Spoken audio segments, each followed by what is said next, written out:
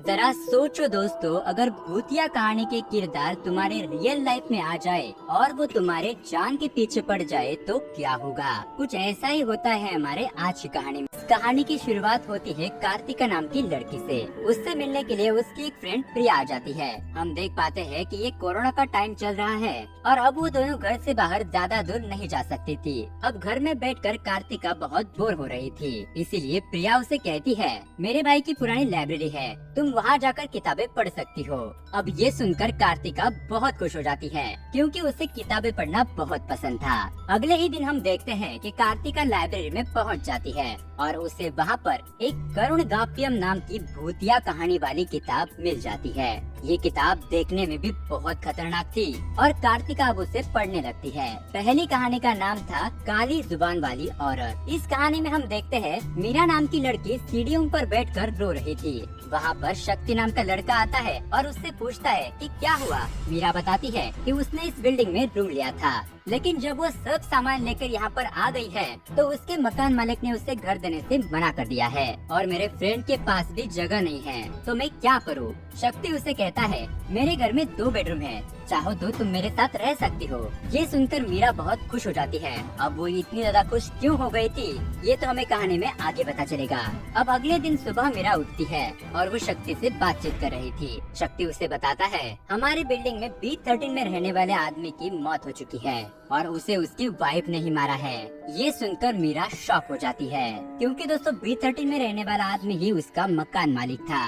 जब मीरा को उसने घर देने से मना किया था तब मीरा ने गुस्से में आकर उसे श्राप दिया था कि उसकी मौत हो जाएगी और दोस्तों आज बिल्कुल वैसा ही हुआ है। अब मीरा ये बात शक्ति को बताती है, लेकिन शक्ति हंसने लगता है। शक्ति उसे कहता है कि ये बस एक इत्तेफाक है। तभी उनके घर पर एक फूड डिलीवरी बॉय आ जाता है। मीरा अपने मन में ही उसे श्राप दे देती है। अब वो दोनों ये देखने लगते हैं कि उसके साथ कुछ गलत होगा या नहीं और उस डिलीवरी बॉय की बाइक स्टार्ट नहीं होती। ये देख शक्ति डर जाता है, लेकिन कुछ ही देर के बाद उसकी बाइक स्टार्ट हो जाती है। मीरा हंसते हुए कहती है, मैंने उसे श्राप नहीं दिया था, मुझे उस पर दया आ गई थी। ये सुनकर शक्ति हंसने लगता है। उसे लगता है कि मीरा कुछ भी बोलती रहती है। अब अगले दिन हम देखते हैं कि मीरा घर से बाहर जा रही थी, लेकिन घर का दरवाजा बाहर से लॉक था।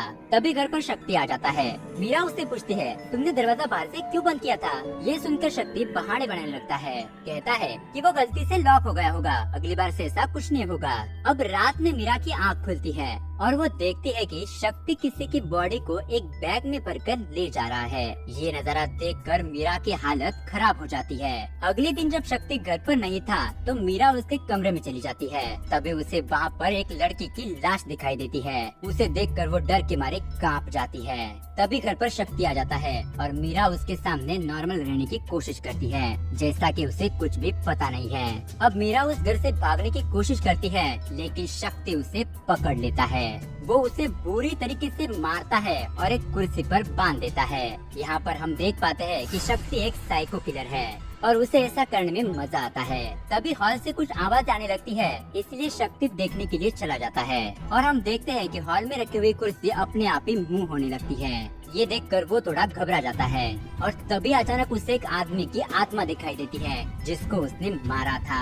अब इस साइको किलर के डर के मारे हालत खराब हो जाती है और तभी उसे उसके फ्रेंड का कॉल आ जाता है। शक्ति उसे मीरा के बारे में बताता है। मीरा बहुत ही खूबसूरत थी, इसलिए उसका दोस्त उसे फेसबुक पर सर्च करता है और उसे पता चलता है कि मीरा की तो मौत 5 साल पहले ही हो चुकी है।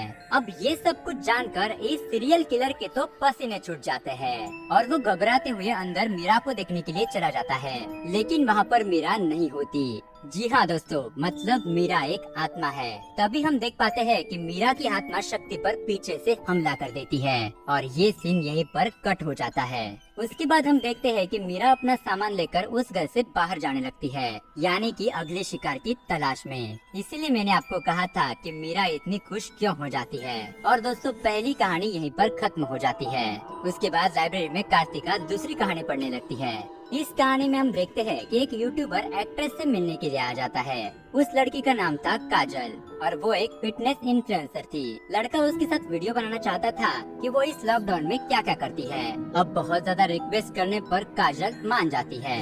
दोस्तों, काजल रोज लाइव आकर लोगों को फिटनेस के बारे में टिप्स देती थी। अब ऐसे ही एक लाइव में उसके पीछे एक अनजान आदमी आकर खड़ा हो जाता है। काजल उसे देखकर डर जाती है। उसके कुछ देर बाद हम देखते हैं कि काजल उस आदमी पर हमला करके उस आदमी को एक कमरे में बंद कर देती है। हम देख पाते हैं कि उस कमरे में और भी कई लोग थे। दरअसल काजल एक साइको थी। उसे लोगों की उंगलियां खाना बहुत अच्छा लगता था। हमें वो यूट्यूबर भी उस कमरे में दिखाई देता है, यानी कि काजल ने उसकी भी उंगलियां काट दी थी। उसके बाद काजल एक आदमी की उंगलियां काटने लगती है, लेकिन तभी दरवाजे पर बेल बजती है और हम देखते हैं कि वहाँ पर एक आदमी काजल के साथ वीडियो बनाने के लिए आ गया था। काजल उसे अंदर बुलाती है और ये दूसरी कहानी यहीं पर खत्म हो जाती है। यानी कि अब उस आदमी का भी वही हाल होने वाला था। इस कहानी को पढ़कर कार्तिका सोच में पड़ जाती है और तभी उसे उस लाइब्रेरी में एक काला साया दिखाई देता है। वो कुछ कर पाती कि तभी उसे उसकी फ्रेंड का कॉल आ जाता है। कार्तिका प्रिया को बताती है, ये तो बहुत पुरानी किताब है, लेकिन इस किताब में हाल ही की पेंडेमिक की कहानियाँ कैसे हैं? प्रिया उसे उस किताब के राइटर कौन है ये देखने के लिए कहती है, लेकिन वो पन्ना आधा फटा हुआ और बिगड़ा हुआ था, इसलिए वो उसके राइटर का नाम नहीं जान पाती। प्रिया उसे कहती है कि मैं अपने भाई को पूछकर तुम्हें बताती हूँ। ये लाइब्रेरी उसकी है और उसे इस बारे में जरूर पता होगा। उसके बाद कार्तिका अगली कहानी पढ़ने लगती है। एक डायरेक्टर जेकब सिंगर श्रुति को लेकर सॉन्ग रिकॉर्ड करने के लिए चला जाता है। उसके बाद स्टूडियो में श्रुति गाना गाने लगती है, लेकिन तभी लाइट चली जाती है। ये देख म्यूजिक कंपोजर वहाँ पर मोमबत्ती जलाने लगता है, लेकिन एक आत्मा आकर बार बार वो मोमबत्ती बुझा रही थी। अब म्यूजिक कंपोजर अंदर चला जाता है और हम देखते हैं कि हॉल में एक लड़की दिया लेकर श्रुति और डायरेक्टर के सामने बैठ जाती है। वो लड़की रोते हुए कहती है, मुझे घर चाहिए, मुझे परिवार चाहिए। तभी म्यूजिक कंपोजर वहाँ पर आता है और वो लड़की गायब हो जाती है। ये देख सब लोग डर जाते हैं, क्योंकि उन्हें उस घर में एक बौना आदमी, चाय वाला, पंजाबी, किन्नर और वही लड़की दिखाई दे रही थी। इन सबको देखकर डायरेक्टर और श्रुति वहाँ से भाग जाते हैं। अगले दिन हम देखते हैं कि डायरेक्टर को उसके बॉस का कॉल आ जाता है। वो उसे कहता है, तुम के किसी मरे हुए आदमी से म्यूजिक कंपोज करवा रहे हो, जरा न्यूज देखो। डायरेक्टर फोन कट करके न्यूज देखने लगता है और तब उसे पता चलता है कि उस म्यूजिक कंपोज करने वाले की तो 5 दिन पहले ही एक एक्सीडेंट में मौत हो चुकी है और उस एक्सीडेंट पे और कई लोग मारे गए हैं। और वो उन लोगों के भी फोटो देखता है तो वो लोग वही होते हैं जिन लोगों को उसने कल उस घर में देखा था। ये देखकर वो शॉक हो जाता है और तभी उसे उस मरे हुए म्यूजिक कंपोजर का कॉल आता है। ये देख डायरेक्टर के तो डर के मारे तोते उड़ जाते हैं। तभी रूम का दरवाजा बंद हो जाता है और ये कहानी यहीं पर खत्म हो जाती है।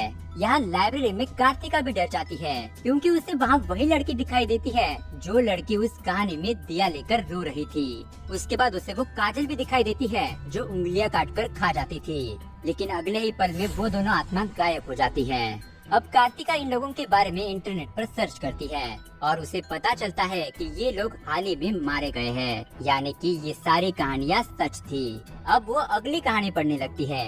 ये कहानी दो शराबी दोस्तों की थी। लॉकडाउन की वजह से इन दो दोस्तों को शराब पीने के लिए नहीं मिल रही थी, लेकिन वो कैसे भी करके एक बार में चले जाते हैं। वहाँ पर शराब को देखकर वो दोनों बहुत खुश हो जाते हैं, लेकिन तभी वहाँ पर कुछ अजीब दिखने वाले लोग और एक एंजल आ जाती है जिसका नाम था सराकलाया। वो उन्हें बताती है कि हम लोग यहाँ पर फंस गए हैं। हमारे प्लांट को अल्कोहल से ही एनर्जी मिलती है, इसलिए हम तुम्हें ये शराब नहीं दे सकते। अगर तुम्हें शराब चाहिए तो तुम्हें एक टेस्ट देना होगा। अब शराब के लिए वो दोनों दोस्त मान जाते हैं। एंजल उन्हें एक पावर देती है जिससे जो वो कुछ भी मांगेंगे वो उन्हें मिल जाएगा। अब एक लड़का विश मांगता है कि उसे सोना मिल जाए और वहाँ पर एक सोना नाम की औरत आती है। एंजल उस औरत को गायब कर देती है और कहती है ठीक से विश मांगो। उसके बाद वो लड़का विश मांगता है तो वहाँ पर एक वीणा आ जाती है। वीणा को देख उसे ये याद आता है कि उसने अपने दोस्त से कहा था कि वो उसकी बहन के लिए वीणा ला कर देगा, लेकिन पैसों की वजह से वो उसकी इच्छा पूरी नहीं कर पाया था। ये देख उसका दोस्त बहुत इमोशनल हो जाता है और उसे भी एक बात याद आती है। वो अपनी दादी को कॉल करता है और अपनी दादी से माफी मांगता है, क्योंकि उसके माता पिता ने उसकी दादी को वृद्धाश्रम में छोड़ दिया था और तब से उसने अपने दादी से बात भी नहीं की थी। दादी कहती है कि कोई बात नहीं बेटा, तुम मुझे कभी कभी मिलकर जाया करो, इसी से मैं बहुत खुश हो जाऊंगी। अब टेस्ट देने के बाद वो दोनों फिर से शराब मांगने लगते हैं। लेकिन एंजल कहती है कि मैंने पहले ही तुम्हें बहुत कुछ दे दिया है, और ये फोर्थ कहानी यहीं पर खत्म हो जाती है। ये कहानी थोड़ी अतरंगी थी। यहाँ लाइब्रेरी में कार्तिका को भी वही एंजल नजर आती है और अगले ही पल में वो गायब हो जाती है। उसके बाद कार्तिका लास्ट और सबसे डरावनी कहानी पढ़ने लगती है। कहानी में हमें एक गांव दिखाया जाता है जहाँ पर बच्चे अपने आप ही गायब हो रहे थे और कुछ लोगों की मौतें भी हो रही थी। उसके बाद हम देखते हैं कहानी की लीड एक्ट्रेस को। इस औरत का नाम भी कार्तिका था। कार्तिका अपने बेटे के साथ खेत में खेल रही थी। तभी उसका देवर वहाँ पर आता है और वो उसे बताता है कि भैया को छुट्टी मिल गई है, वो जल्द ही आने वाले हैं। ये सुनकर कार्तिका बहुत खुश हो जाती है क्योंकि उसका पति बहुत सालों बाद वापस आ रहा था। इसी खुशी में वो गांव को दावत देती है और उस दावत में सरपंच जी भी आ जाते हैं। दोस्तों, कार्तिका थोड़ी अमीर थी और उसके पास एक अनोखी शक्ति थी जिससे वो भविष्य देख सकती थी। इसलिए सरपंच उसे गांव के भविष्य के बारे में पूछता है। कार्तिका अपने आंखें बंद करती है तो उसे दिखाई देता है कि गांव में बहुत ही बुरी घटनाएं घटने वाली थी और वो सरपंच को कहती है कि आप मिट्टी के घड़े से दूर रहें। सरपंच सुनकर उसका मजाक उड़ाता है और हंसने लगता है, लेकिन तभी उसके ऊपर मटके गिर जाते हैं। ये देख वो हैरान रह जाता है। तभी कार्तिका का पति गांव में आ जाता है और वो उससे मिलने के लिए बाहर आ जाती है, लेकिन उससे बहुत ही बड़ा सदमा लगता है क्योंकि उसका पति जिंदा नहीं बल्कि मरी हुई हालत में घर पर लौटा था। ये देख कार्तिका अंदर से टूट जाती है और वो अकेला रहना शुरू कर देती है। उसके बाद गांव में ये अफवाह फैल जाती है कि कार्तिका एक चुड़ैल है। गांव में हो रहे मौतों की वही जिम्मेदार है, इसीलिए पूरा गांव उसका बहिष्कार कर देता है। अब कार्तिका और उसकी बेटी गांव के बाहर एक झोपड़े में रह रही थी, लेकिन वहाँ पर भी उसकी मुसीबतें कम नहीं होती। सरपंच और उसका देवर उसका फायदा उठाने की कोशिश करते हैं। अब अपने हालात से तंग आकर वो अपनी बेटी के साथ खुदकुशी करने वाली थी, लेकिन तभी वहाँ पर सभी गाँव वाले आ जाते हैं। कार्तिका का देवर बताता है कि ये अपनी बेटी को मारने वाली थी और अब गांव के लोगों को भी यही लगने लगता है कि कार्तिका ही चुड़ैल है। इसीलिए अगले दिन गांव के सभी लोग कार्तिका को मारने लगते हैं। उसके बाद वो उसे एक पेड़ के पास ले जाते हैं और पत्थरों से उसे मार मार कर मार डालते हैं। उसके बाद हम देखते हैं कि कार्तिका का देवर, पंडित और एक आदमी मजे से बातें कर रहे थे। यहाँ पर हमें पता चलता है कि ये सब कुछ इन्हीं लोगों का प्लान था। ये लोग कार्तिका को मारकर उसकी प्रॉपर्टी हड़पना चाहते थे, लेकिन तभी वहाँ पर कार्तिका की आत्मा आ जाती है और वो उन सबको मार डालती है और यहाँ पर यह आखिरी कहानी खत्म हो जाती है। यहाँ हम लाइब्रेरी में देखते हैं कि कार्तिका के पीछे वही औरत खड़ी है जो लास्ट की कहानी में हमने देखी थी। उसके बाद कार्तिका वो बुक लेकर अपने घर पर आ जाती है। घर पर आने के बाद उसे ये पता चलता है कि इस किताब की लेखिका कार्तिका नाम की औरत है, वही कार्तिका जो हमने लास्ट कहानी में देखी थी। प्रिया उसे बताती है कि तुम्हारा सिग्नेचर भी इससे मिलता है, लगता है कि इस कार्तिका के रूप में तुमने ही पुनर्जन्म लिया है। दोस्तों, जैसा कि कार्तिका भविष्य देख सकती थी तो उसे ये पता था कि उसके साथ क्या होने वाला है, इसीलिए उसने ये किताब लिखी थी और उसे ये भी पता था कि उसका पुनर्जन्म भी होगा। अब इस बात को प्रूव करने के लिए प्रिया उस किताब में उसे कुछ लिखने के लिए कहती है। कार्तिका लिखती है कि एक सेंटा क्लॉस आकर मुझे मार डाले। तभी दरवाजे की घंटी बजती है और वो दोनों डर जाती हैं।